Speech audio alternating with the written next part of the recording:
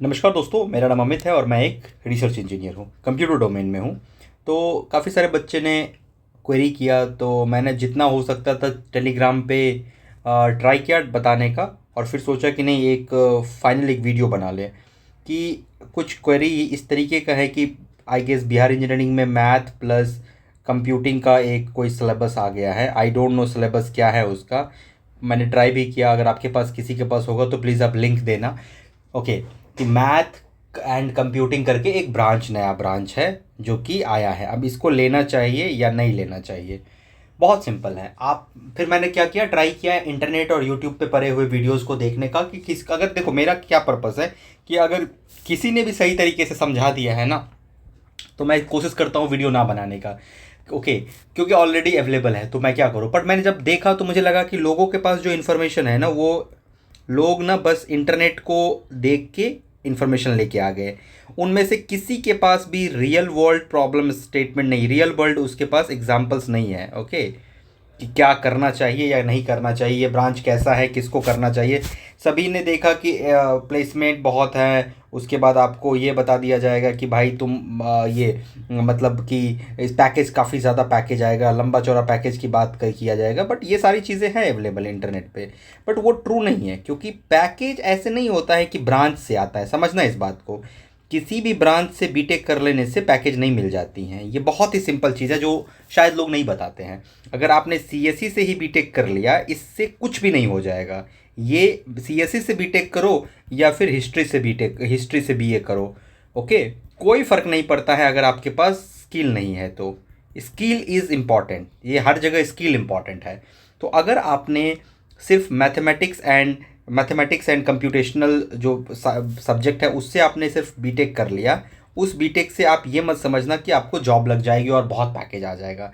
अब क्या होगा, अब मैं थोड़ा सा इस कुछ चीज़ें मैंने यहाँ पर लिख के रखा है, मैं वो बता देता हूँ। ओके। तो जब मैथ होता है, सबसे इम्पॉर्टेंट चीज़ जो होता है, मैथ जो होता है वो क्या होता है, किसी भी रिसर्च डोमेन की नींव होती हैं। ओके, ये बैकबोन होता है मैथ। ओके।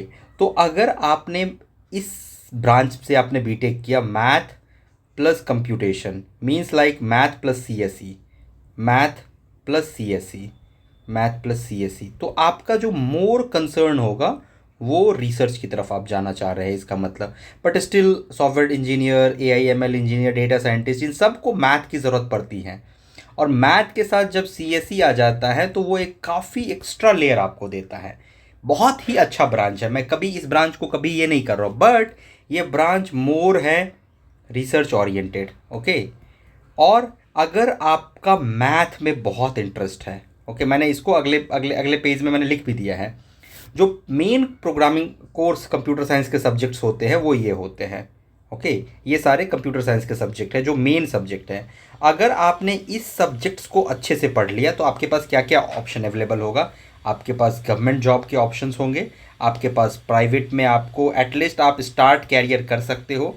और इसके साथ साथ आप बहुत सारा हायर एजुकेशन में जा सकते हो, आप नेट कर सकते हो, आप असिस्टेंट प्रोफेसर की तरफ जा सकते हो। काफ़ी सारे ऑप्शंस अवेलेबल हो जाते हैं इंडिया में, खास करके अगर आपके पास इतना ब्रांच, इतने सब्जेक्ट्स पे स्ट्रांग पकड़ हो गई।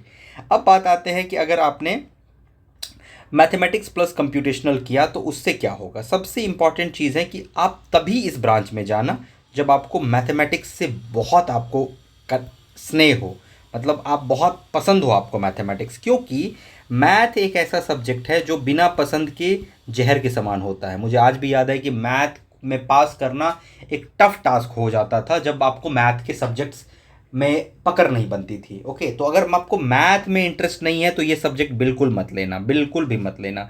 लेकिन अगर आपको मैथ में भी थोड़ा बहुत इंटरेस्ट है और कंप्यूटर कोडिंग में भी थोड़ा बहुत इंटरेस्ट है, इन डेप्थ आप ना तो कोडर बनना चाहते हो, ना ही इन डेप्थ आप software developer, FD front end developer या बैक एंड डेवलपर या फुल स्टैक डेवलपर बनना चाहते हो, तो ये ब्रांच बहुत अच्छा है। ओके।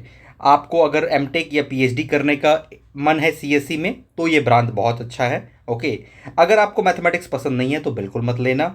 ओके। आपको अगर हैंड्स ऑन पसंद है तो भी मत लेना, क्योंकि हैंड्स ऑन मैथ में ज़्यादा हैंड्स ऑन नहीं होगा। ओके। अगर आपको मान लेते हैं कि ये एप्लीकेशन डेवलपमेंट करना पसंद है, आपको एप्लीकेशन डेवलपमेंट, तो यहाँ पे काफ़ी कोडिंग करना पड़ेगा आपको, रादर कि आपको मैथ पे फोकस करने की बजाय आपको कोडिंग करना पड़ेगा। अब सवाल आता है कि हम बिहार से करेंगे, ये समझना इंपॉर्टेंट है।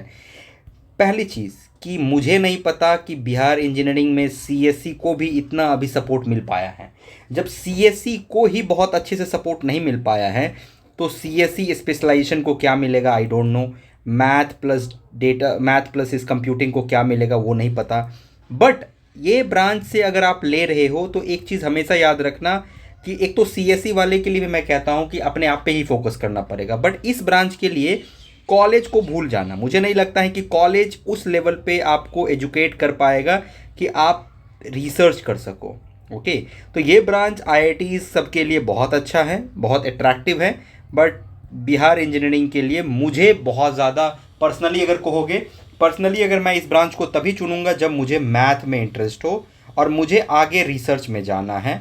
आगे रिसर्च में जाना है तो मैं ये सब्जेक्ट लेके गेट की तैयारी करूँगा और मैं या तो सब्जेक्ट लेके फिर मैं आईआईटीज़ में या फिर कहीं बाहर एमएस, एमटेक या पीएचडी के लिए मैं आगे ट्राई करूँगा और वहाँ से मैं अच्छे कंपनी, गूगल जैसी कंपनी में एज अ रिसर्चर मैं अच्छे पैकेज पे ज्वाइन कर सकता हूँ। ये पाथ अगर है तब इस ब्रांच को आप ले सकते हो। अगर कोई दिक्कत हो तो कमेंट कर देना, अगर आपके पास सिलेबस होगा तो वो भी भेज देना। Signing off.